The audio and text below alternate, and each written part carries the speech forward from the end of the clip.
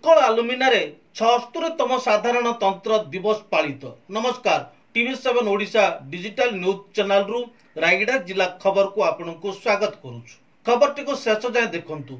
Channel को subscribe कर नथिले subscribe करंतु।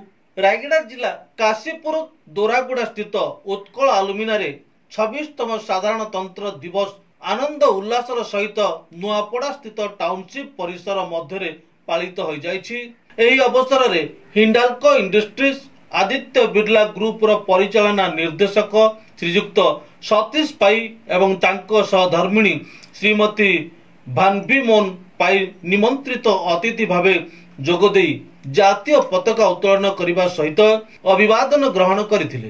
कार्यनिर्वाही मुख्य श्रीयुक्त सौरभ खेड़गेकर, उत्कल आलुमिना कारखाना मुख्य श्रीयुक्त रवि नारायण मिश्र, आदित्य आलुमिना कंचारीगुड़ा प्रकल्प मुख्य श्रीयुक्त मजहर बेग, उत्कल व आदित्य आलुमिनार समस्त पदाधिकारी परिवार वर्ग सहित उपस्थित रही साधारण दिवस समारोह को पालन करथिले। परिचालना निर्देशक श्रीयुक्त सतीश पाई निजर अभिभाषण प्रदान करी कहिथिले जे उत्कल एवं आदित्य आलुमिना सहित हिंडाल्को इंडस्ट्रीज एही अंचलर विकास पई बद्ध परिकर।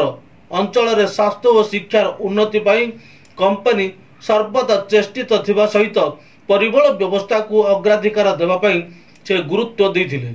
एही अवसर रे उत्कल आलुमिना सुरक्षा विभाग कर्मचारी सहित आदित्य बिरला पब्लिक स्कूल रो छात्र छात्री कंपनी अधिकारी माने चित्ताकर्षक प्यारेड प्रदर्शित करथिबा बेले जातीय संगीत गान सहित नृत्य परिवेषण करा जायथिला।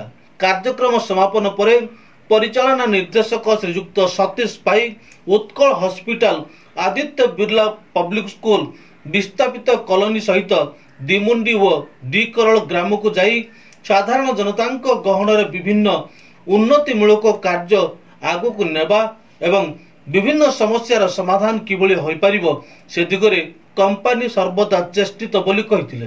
तत्सहित उत्कल आलुमिना CSR विभाग द्वारा करा जायथिबा उन्नयनमूलक कार्य गुड़िक बुली देखिथिले। गस्त अवसर रे श्रीयुक्त पाई कंचारीगुड़ा ठारे आदित्य आलुमिना द्वारा आरंभ होइथिबा नूतन प्रकल्पर समीक्षा करने सहित CSR विभाग द्वारा पड़ापारी ठारे कार्यक्षम होइथिबा ग्राम्य स्वास्थ्य चिकित्सा केंद्र परिदर्शन करने सहित लक्ष्मीपुर ब्लॉक स्थित बिरीगुड़ा ग्राम रे नूतन भावे कार्यकारी होइथिबा स्वास्थ्य चिकित्सा केंद्र उद्घाटन करथिले।